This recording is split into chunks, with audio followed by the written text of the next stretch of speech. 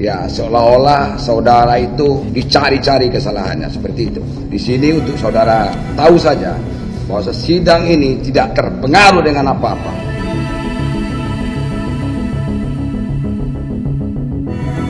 Ya, kami tidak ada tendensi politik apa, kami bebas dari masalah politik. Jadi nanti jangan saudara nanti beranggapan pengadilan ini juga alat politik. Tidak, kami lembaga yudikatif terbebas dari semuanya itu.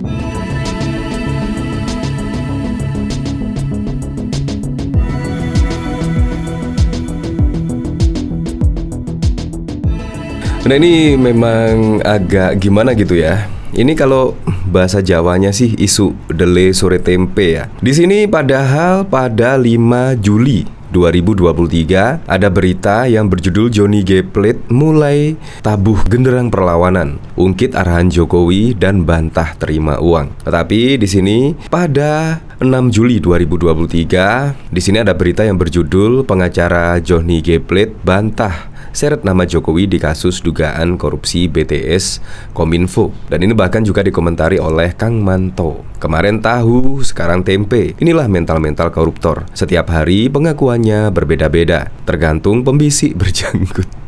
Pengacara Johnny G. Plate bantah seret nama Jokowi dalam skandal BTS. Nah, saya penasaran ya, apakah benar Johnny G. Plate ini yaitu mengungkit nama Jokowi atau menyeret nama Jokowi di dalam kasus BTS ini. Nah, di sini dari Bangkapos, tersangka korupsi BTS Johnny G. Plate seret nama Presiden Jokowi saat sampaikan nota keberatan.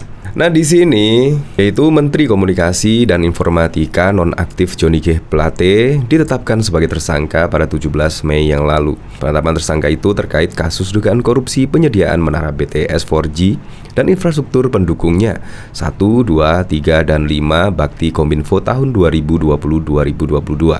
Nah, di sini hal ini sebagaimana yang disampaikan oleh Kepala Pusat Penerangan Hukum Kejaksaan Agung Ketut Sumedana. 1 orang sudah ditetapkan sebagai tersangka seperti Anda saksikan, langsung dilakukan penahanan, ujar Ketut dilansir Kompas. Sebelum ditetapkan sebagai tersangka, Johnny menjalani pemeriksaan sebanyak 3 kali. Kasus dugaan korupsi ini menjerat Johnny diperkirakan kerugian keuangan negara mencapai 8 triliun.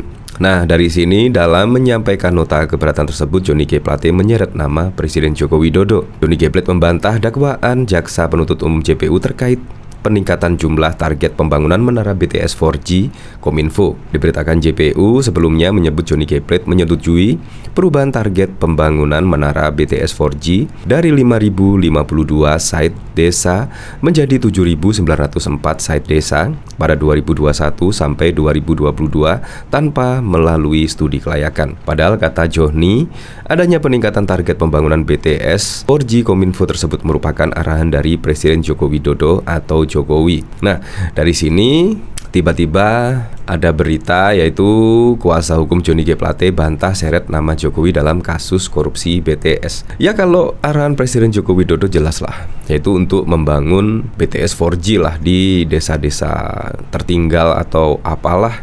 Tetapi di sini kan terjadi penyelewengan dana sehingga mengakibatkan kerugian negara mencapai 8 triliun di sini. Ya, memang arahan Presiden Joko Widodo menurut saya di situ, yaitu untuk membangun BTS tersebut di beberapa titik di penjuru Indonesia. Nah, dari sini kuasa hukum Johnny G. Plate, Ahmad Kholidin, mengklarifikasi nota pembelaan atau eksepsi kliennya yang menyebut nama Presiden Joko Widodo. Ahmad menegaskan, maksud yang disampaikan Johnny G. Plate dalam eksepsi yakni proyek BTS 4G Bakti Kominfo merupakan program resmi pemerintahan untuk mempercepat transformasi digital sebagaimana arahan Presiden Joko Widodo. Jadi di sini maksudnya ya seperti inilah. Jadi bukan seret nama Presiden Joko Widodo tentang kasus di BTS ini.